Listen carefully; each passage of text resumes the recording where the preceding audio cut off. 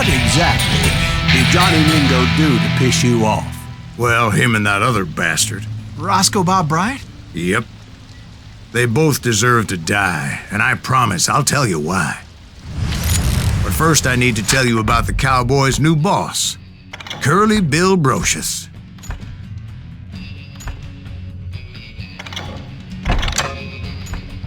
Herb's coming! Get ready, boys.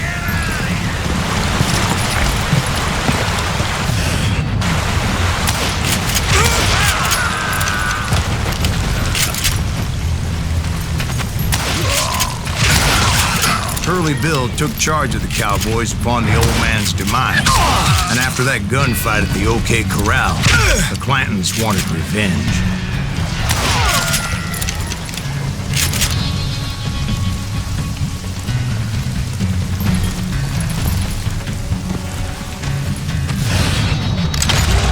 So they murdered Morgan Earp and grievously wounded his older brother, Virgil.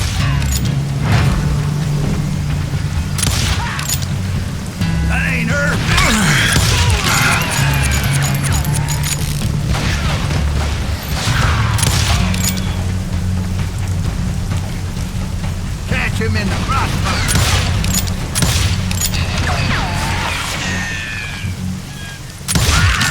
Wyatt and Doc went on what became known as the Vendetta Ride, hunting those outlaws down. So when I showed up, that's who they thought I was.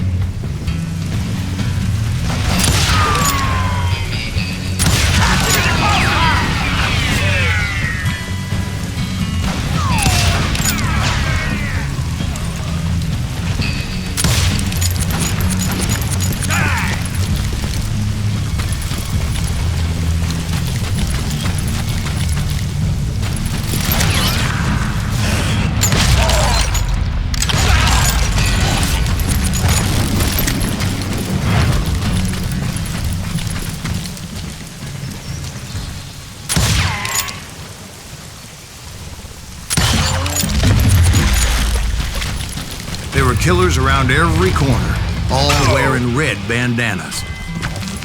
That's how the Cowboys identified each other. I was beginning to wish I had one myself.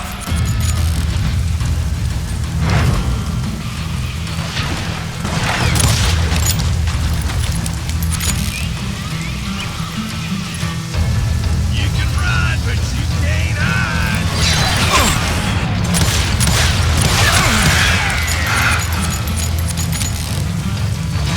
We'll have to do everything. But I wasn't about to let Ringo walk away unscathed. And that's what drove me forward.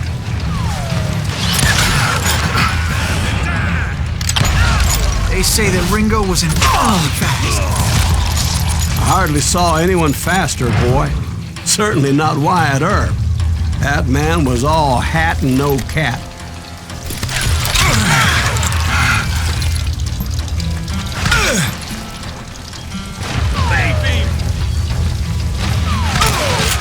Earp wasn't much of a match for him, but Doc Holliday might have taken him. That Lunger should have kept his nose out of it. They never charged anyone for the murder of Morgan Earp. You're dead.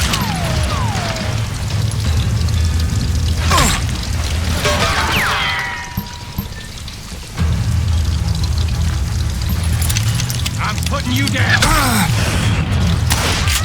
But everybody knew that Curly shot him in the back. That was common knowledge. Yeah, maybe so. But Ringo had nothing to do with it. He was just being loyal to a friend. Is that what you call it? Being loyal? Well, to get to that loyal friend, I had to pass by some buzzsaws as big as a man.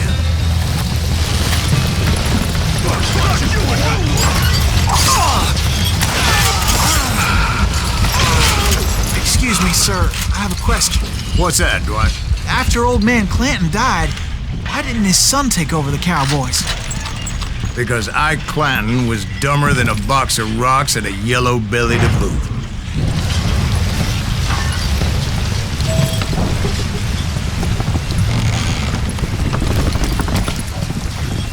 Now, where was I? taking down the entire cowboy gang single-handed. Indeed I was, Jack.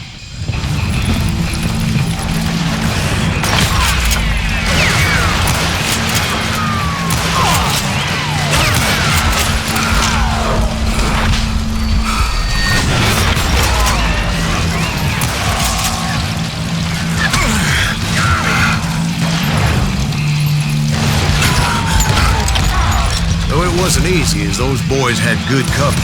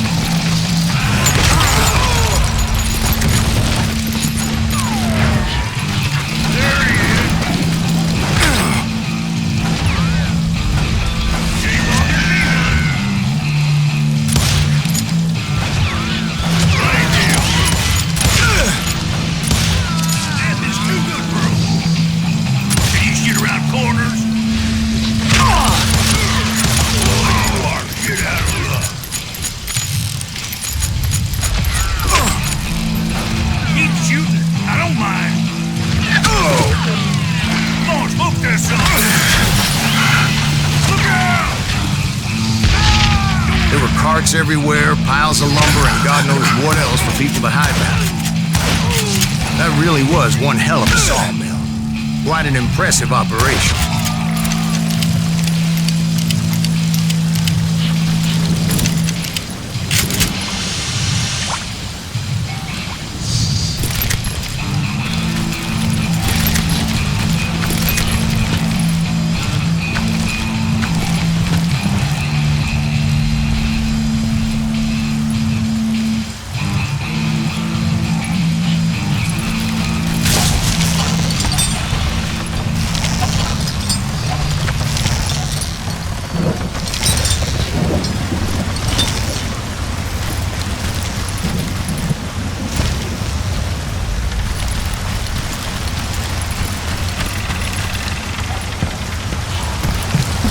Where was Curly Bill? Did you see him?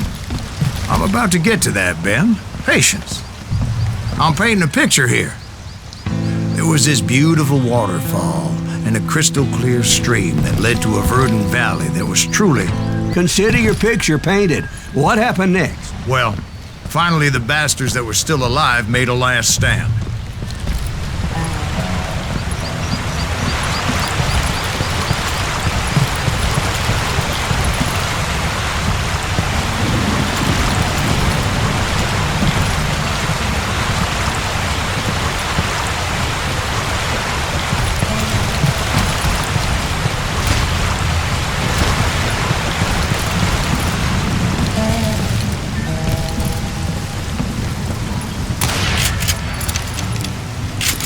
Curly Bill, Johnny Ringo, and his compadres took off into the lumber yard, and I followed after.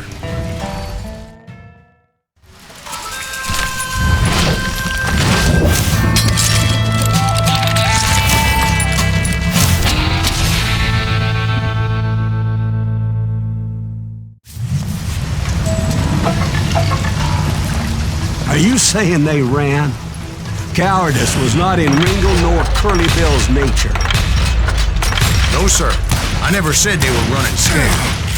They just wanted me out in the open.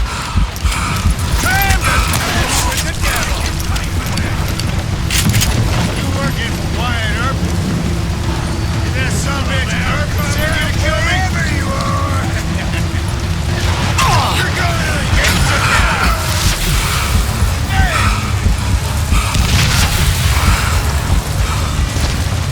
Shit!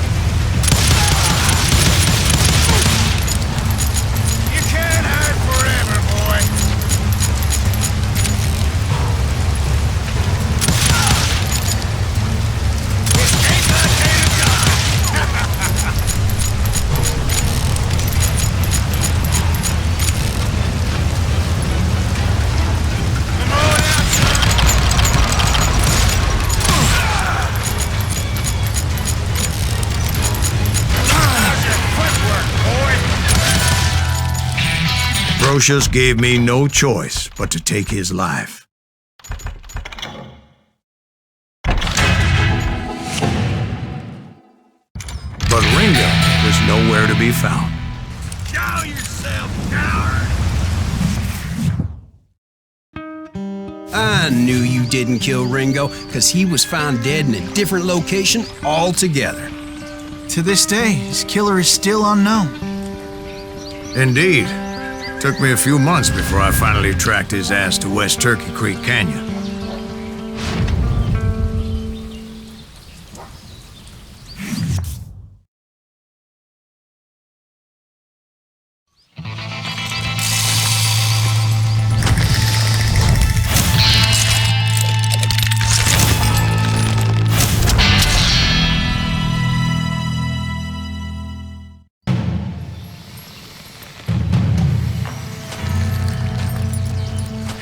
That's incredible, sir.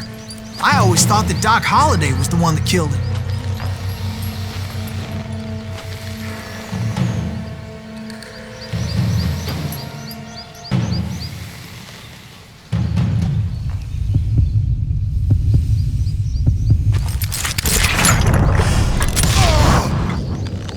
Sorry I had to ruin the legend for you, boy.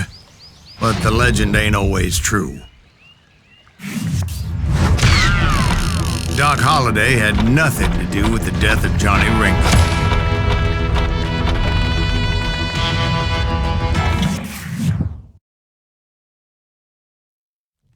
I was paid a healthy bounty for Ringo and Curly Bill, and realized there was real money to be made. That's why I went after Henry Plummer.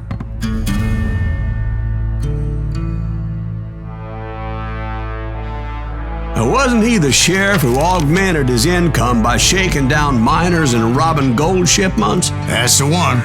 Oh, yeah, I remember him. He ran that gang of thieving outlaws called the Innocents. So it's true that you went toe-to-toe with him? Indeed I did, son. Indeed I did.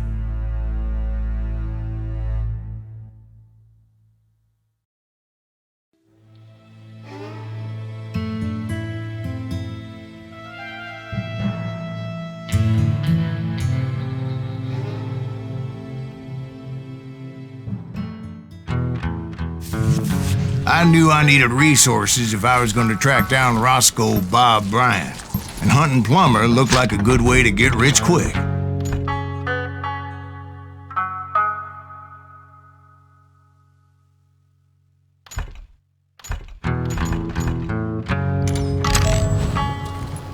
As the local vigilantes exposed him as the leader of the bandits, and put a generous price on his head.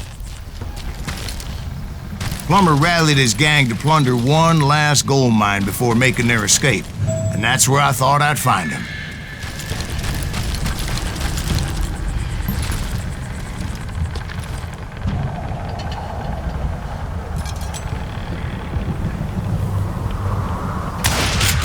As my late father pointed out to me more than once, God made men, but Samuel Colt made them equal.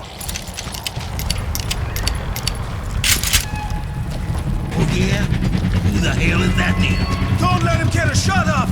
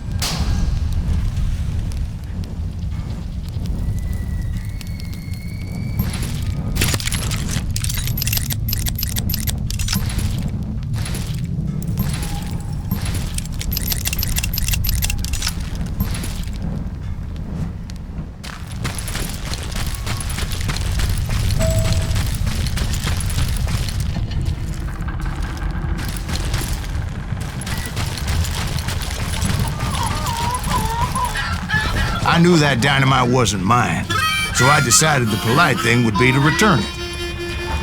It was the biggest gold rush since Sutter's Mill in '48. Unfortunately, prospectors weren't the only ones drawn to those riches.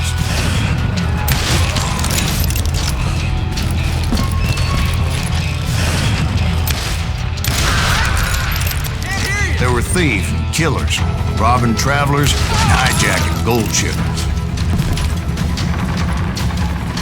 Like those that ran with Plummer. Some were just regular folks I knew from town, drawn by greed and easy pickings. Charlie Crow, the blacksmith. James, who worked in the stable. Sam and Jeremiah Barlow, the butcher's son. Of course, the rest were veterans of the Civil War. Stone-cold killers trained on the bloody fields of Shiloh and Antietam. Plummer had a lot of men on his payroll. A hell of a lot. If Daddy had lived to see Alfred Nobel's explosive invention, my guess is he would have told Samuel Colt to kiss his ass.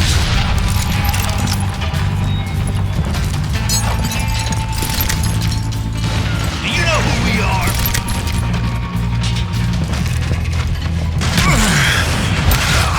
Dangerous, desperate individual.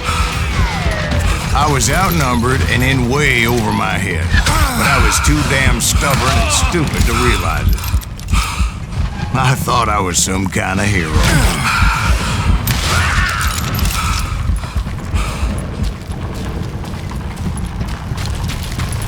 I finally made it past and headed on to meet my destiny. But first, I had something I needed to figure out. I had a few ideas on how to get into that mine, but once I made my decision, I knew there was no turning back. So my first thought was to enter the nearest mine portal. I saw an entrance. Made sense. It was the quickest way in, but that also made it more dangerous, as there would undoubtedly be enemy pickets posted along the way.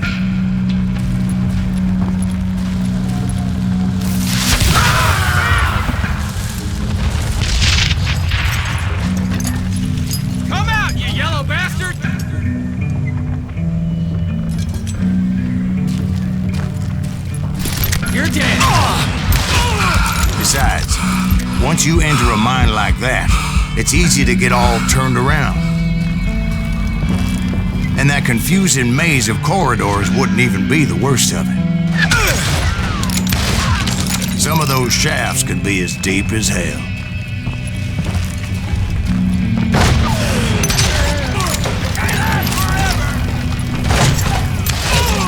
A single stumble or misstep can easily end in a deadly plunge to oblivion.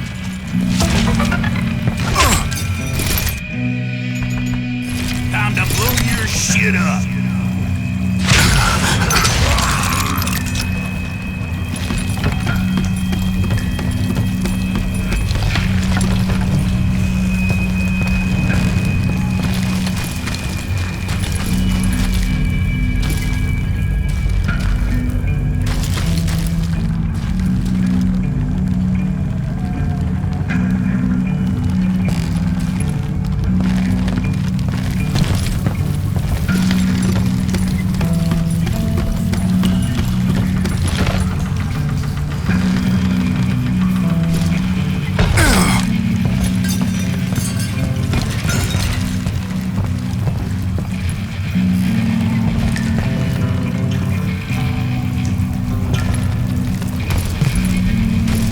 Reflexes often make up for a lack of common sense.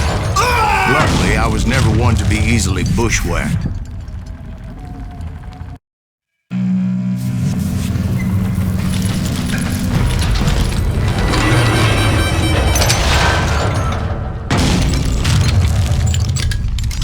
I would just need to be careful not to blow myself to kingdom come.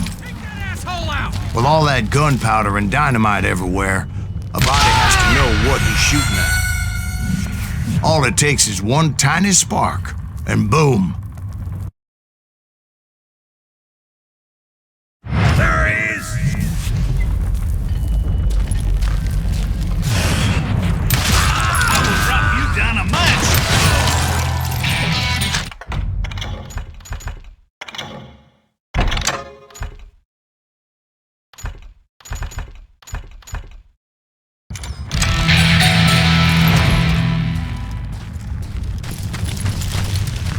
wrong bullet could have turned that mine into a dad-blasted tube.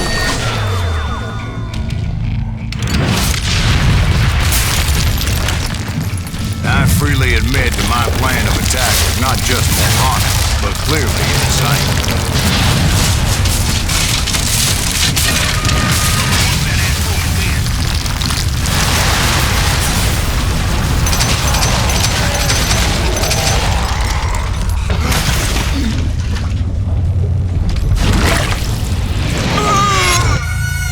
It's a good thing that I abandoned that ridiculous plan before I even tried it. Instead, I spotted a ladder, a way into the mine from the opposite side.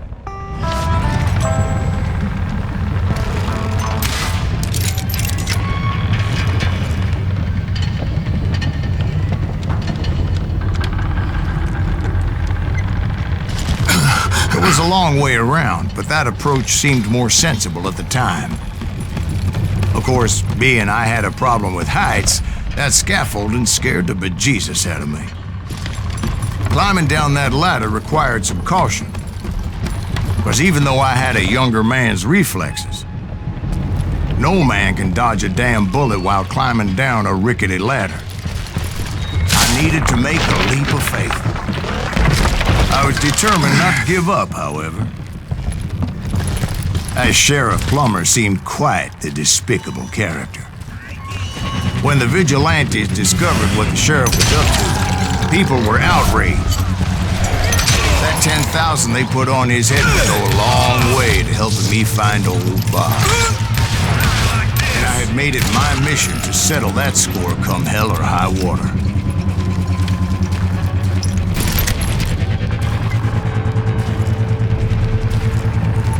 But first, I would have to make a choice. Take the elevator or climb the ladder.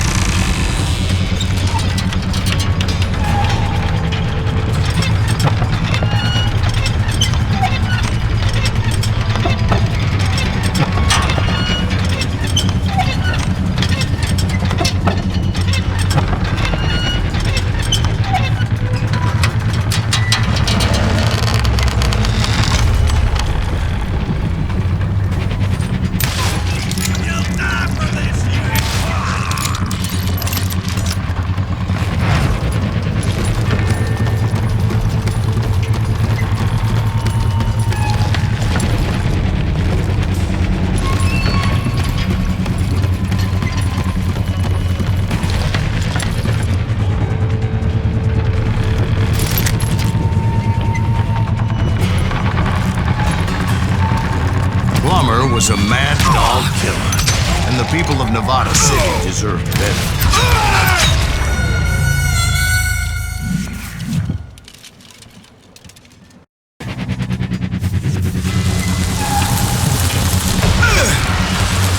You can't beat the innocents!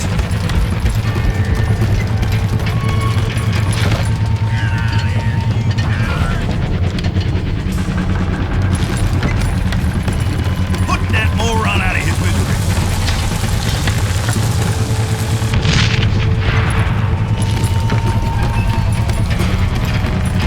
This is our goal now.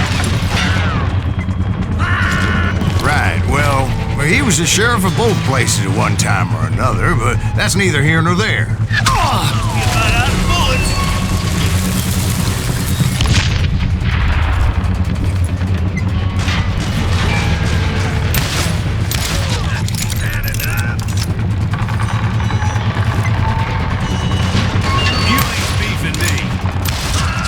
The point was, taking him down would save a lot of lives, including my own.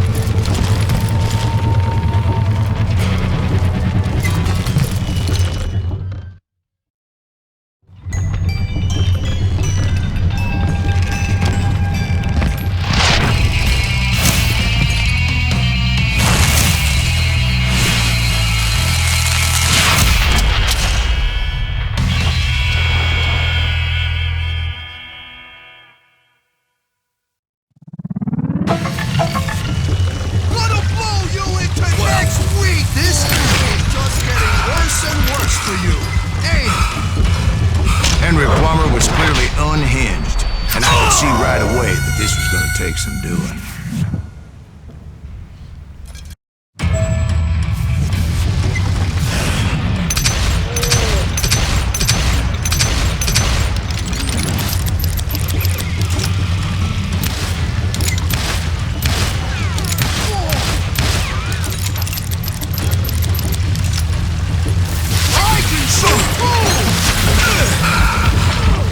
I got a lot more dynamite than you!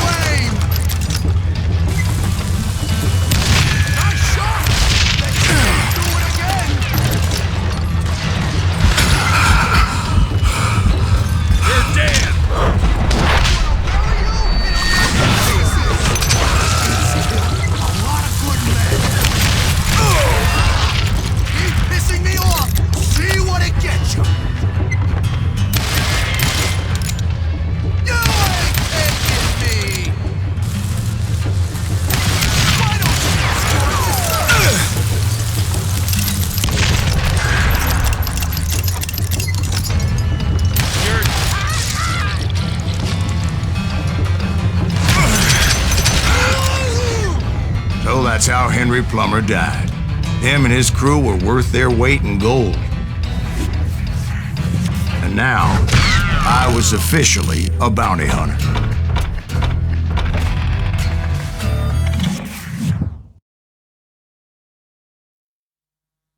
So, did you finally go after that Bob feller? Well, I heard word he was in Kansas with John Wesley Hardin. So that's where I went. Where in Kansas? Abilene. Why do you ask, Ben? No reason. Was Hardin as fast as Ringo? Ringo was fast, but John Wesley was as fast as the devil himself.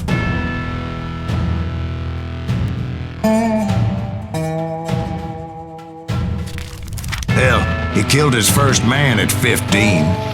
From that day forward, he had a price on his head and wouldn't back down for nobody, not even Wild Bill Hickok himself.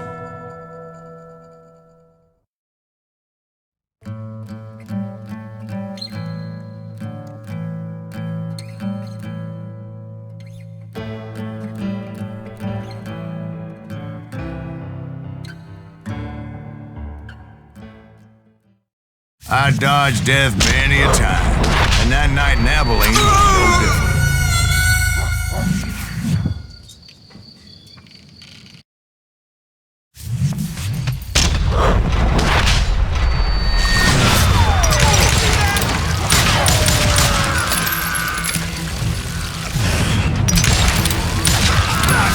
I was there with the intention of finding that bastard Bob and collecting the bounty on John Wesley.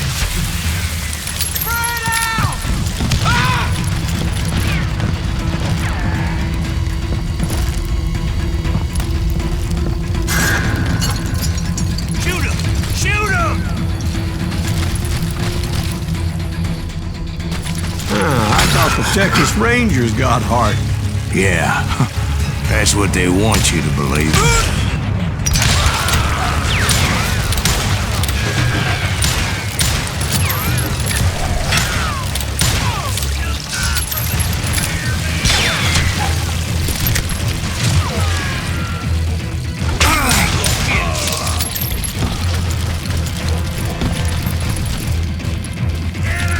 It was cold in a witch's tit and a brass bra that night as I fought my way past his loyal compadres.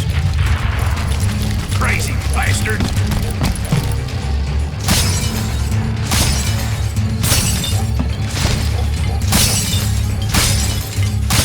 You think you can kill me? Come on! You yellow bastard! Hold still!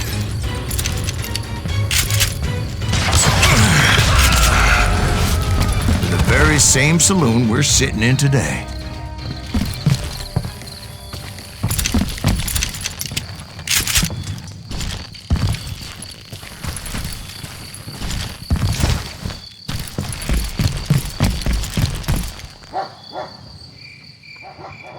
Look around and imagine this place painted in blood. Hardin was waiting for me, and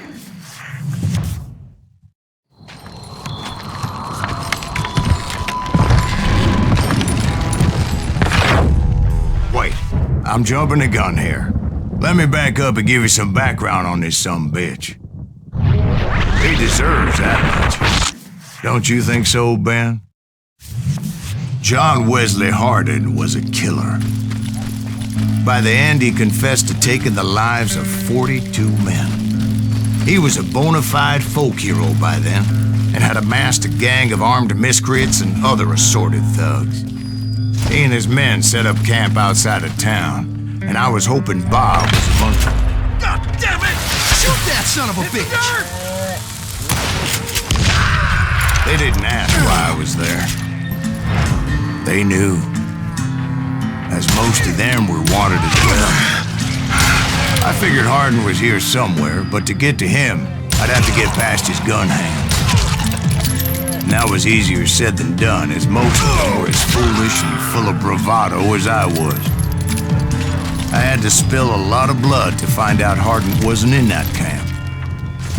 He was carousing in town with his closest friends.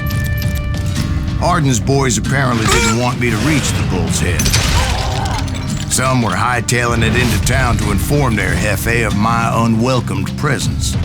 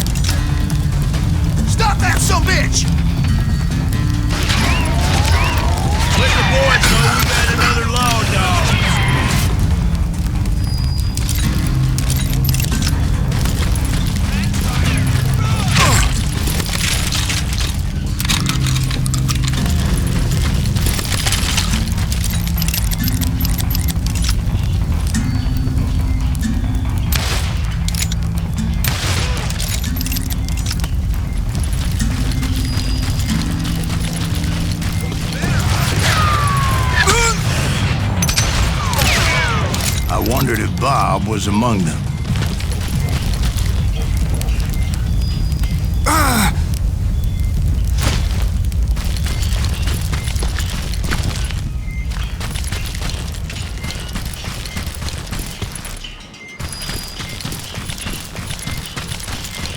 And I steeled myself for the fight ahead. For as good as I was, deep down I wondered if John Wesley wasn't just a little bit better. Before I could test my mettle against Hardin, however, I would first need to dispatch his cadre of hired killers.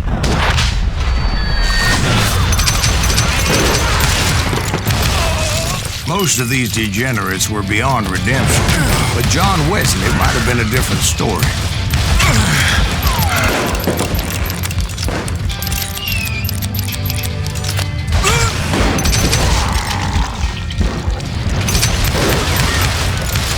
I didn't learn until later that that night was in fact his birthday celebration.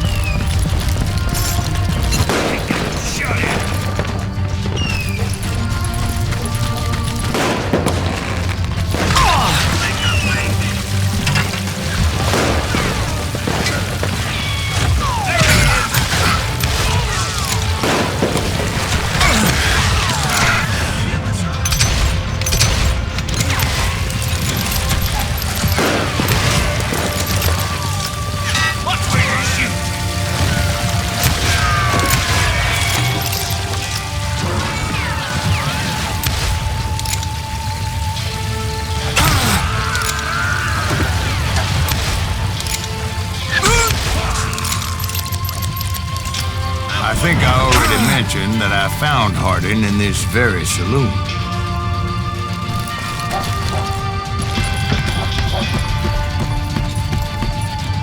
That's right.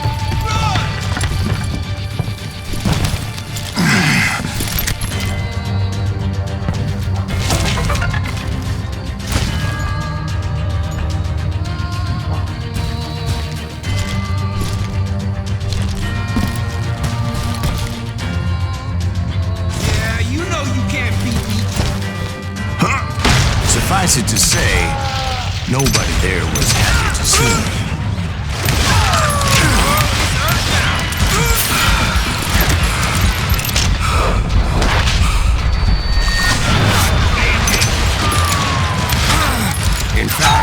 felt a certain hostility.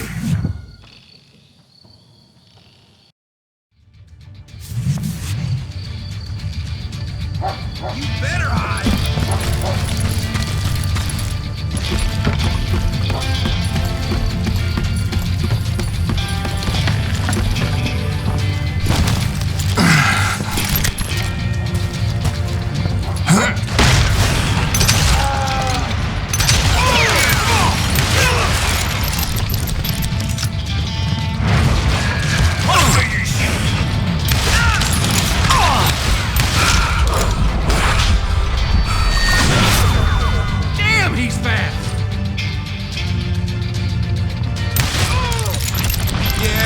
You can't beat me. Shoot him!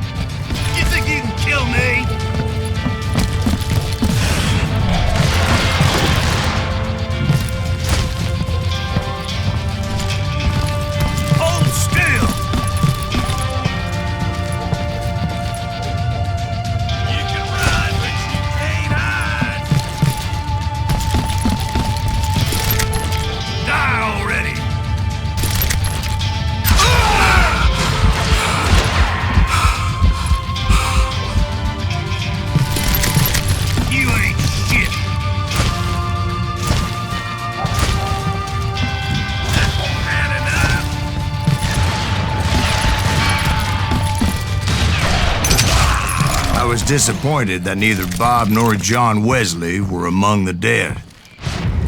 But that was short-lived, as a moment later I was facing down the fastest gun in the West.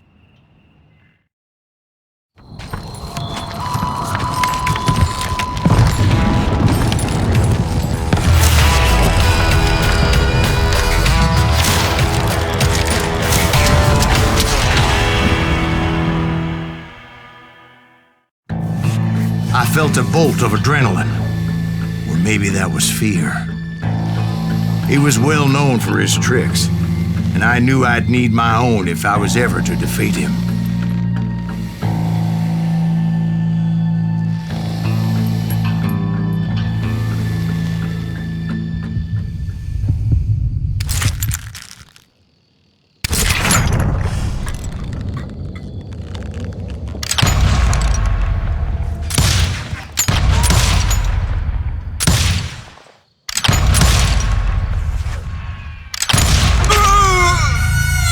No, wait!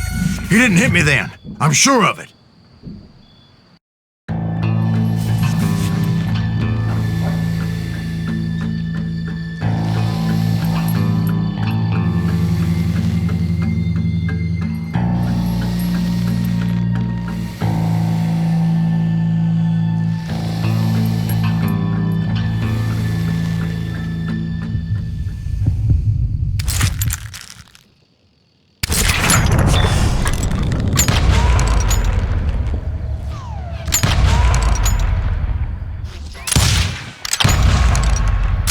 That man was faster than greased lightning.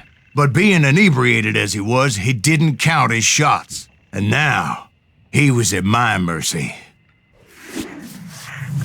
So he didn't die? No, I sent him to prison. Years later, after he was free, some restless Avenger took his life. Shot him in the back in a saloon just like this one. Anybody up for another beer? Ben?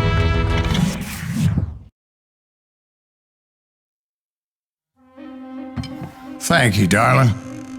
Yeah, some say revenge is a dish best served cold. So whatever happened to that Bob guy you were after? Personally, I'd like to hear some of your other adventures. Like, I don't know, did you ever go toe-to-toe with a red man?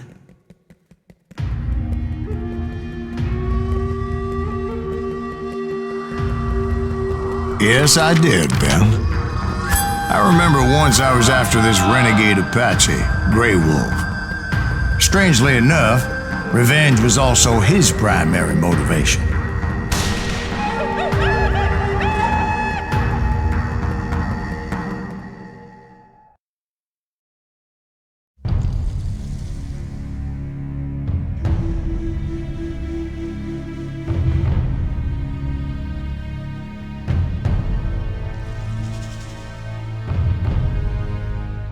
A bounty was put on Grey Wolf's head, and that's how I came to hunt him in the mountains.